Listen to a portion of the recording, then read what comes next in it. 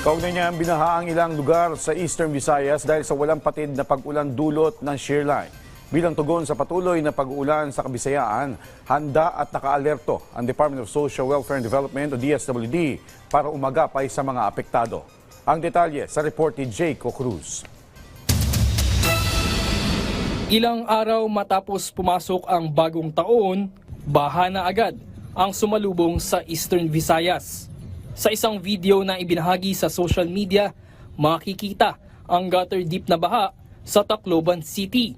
Ganito rin ang sitwasyon sa Carigara, Leyte, kung saan nagmistulang swimming pool ang kalsada.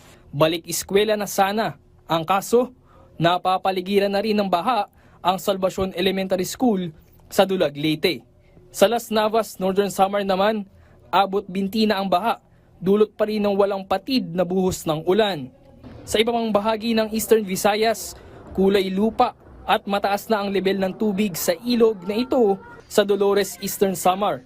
Ayon sa Pag-asa, ito ay dahil sa malakas na pag-ulan dulot ng shear line.